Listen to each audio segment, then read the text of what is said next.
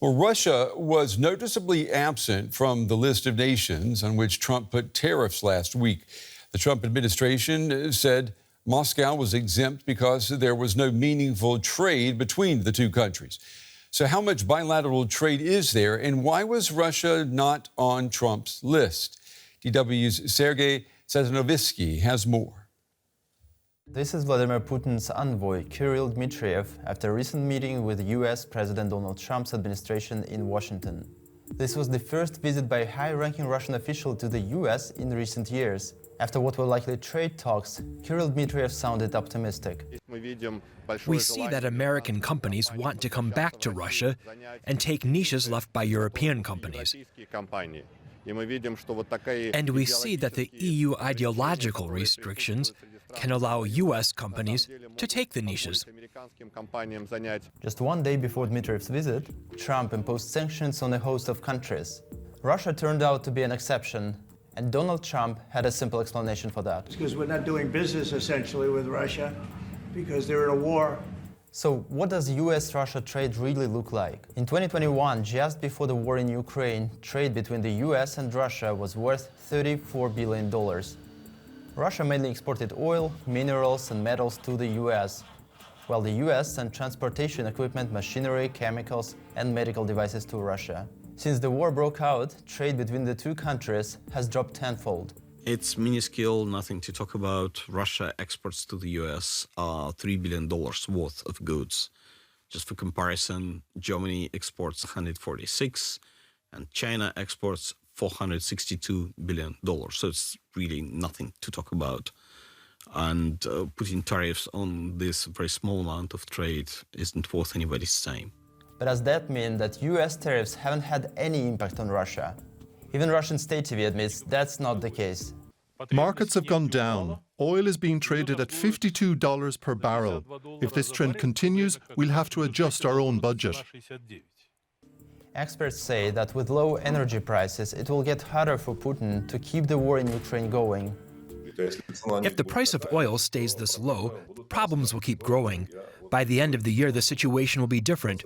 Russia will be different, and Putin will be different. Then we can talk about negotiations. To push for peace talks, Trump has tariffs ready specifically for Russia. Republican Senator Lindsey Graham has prepared what he calls hard-hitting sanctions. If Russia refuses peace talks on Ukraine, the US will impose a 500% tariff on the imported goods from countries that buy Russian oil, gas, uranium, and other products. But some experts don't see it as a smart move to punish the entire country if one of its companies bought Russian oil. If they want to send a message to Russia, they're not going to punish Russia. They're not going to punish the Chinese company that would be buying Russian goods. They're punishing Chinese exporters, and in many cases, they'd be punishing the buyers of Chinese goods for which there are no substitutes. Whether these tariffs work or not, Russia, after its honeymoon with Trump, seems to have gotten the message.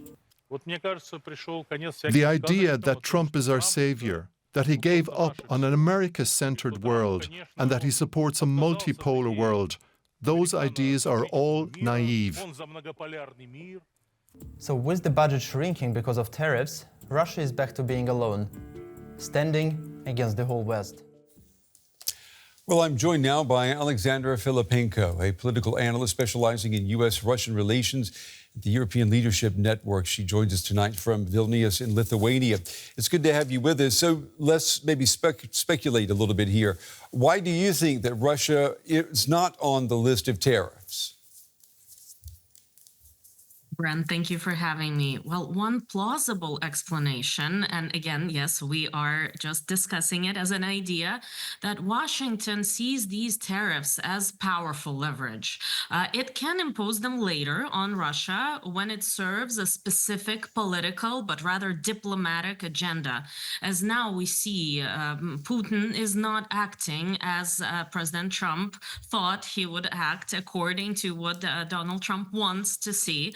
And Donald Trump's claim that there is no need for tariffs because US and Russia are not doing business is a little rhetorical because, yes, absolutely, it's absolutely correct. Now there's basically no trade in comparison to what's been happening in 2021, for example. Yet, and Russia is heavily sanctioned, of course, but there are countries, for example, Venezuela, which remains under severe sanctions, but it still faces tariffs. So it's, to me, it looks like a hidden political step, quite possibly, especially if from President Trump's perspective, it might serve as a bargaining chip. Yeah, well, I mean, you are right to point out that the trade is not what it used to be. Trade between Russia and the U.S., I think now is 1/10 of what it, excuse me, of what it was before Russia's invasion of Ukraine. But some have pointed out its strategic importance to the U.S., nonetheless. Do you agree? I mean, could that also be the reason that we've seen the U.S. hold back from putting any more tariffs on or putting tariffs on Russia? Absolutely. Strategic resources and commodities, they absolutely can be decisive. And Russia is still, even in those 10%, is a key supplier of platinum group metals and fertilizer components, et cetera, et cetera. It's all critical to global agriculture and to U.S. businesses also, American farmers, and also ultimately American consumers, of course. So it's not a question of punishing Russia. It's also about avoiding self-inflicted economic wounds. So by steering clear of those tariffs on Russia on these commodities exactly, U.S. is keeping some critical supply lines open and intact of those things that American businesses and American consumers really need. Even with Moscow being exempt from this round of tariffs, Trump's trade policies, they've still sent Russian stocks plummeting. We've seen oil prices crashing to their lowest levels in years in the past week. How much of a danger is the current situation for the Russian economy? It's very dangerous, even without those tariffs. And Russia has already been feeling this. Look at the price of Russian oil, Brent Urals, which now dropped to about 25% below the Russian budget, what the government has budgeted. It approximately $70 per barrel in the budget, and now it's about $50 per barrel. So that's painful enough. And of course, we can see that for Kremlin, it is actually painful. A trade war might mean even more pain inflicted on Russia. So even if official tariffs aren't on the table at this moment, and as we've said, this might be a bargaining chip for a diplomatic conversation, Russia isn't off the hook at all. And of course, Russia's economy is feeling significant strain and significant pain. And also, we've seen just a few hours ago in Congress, a bill to seize oil from sanctioned Russian tankers has been introduced. We don't know if President Trump will sign it or not, but U.S. senators have introduced a bill to strengthen control over that shadow fleet of Russia. According to the draft, U.S. authorities will be able to seize oil from those ships that are blacklisted by U.S. Treasury Department. This will also hit hard because those blacklisted ships are about 200 tankers, and it's a half of Russian oil exports. Alexandra Filippenko, we appreciate your time and your valuable analysis tonight. Thank you. Thank you. Thank you for having me.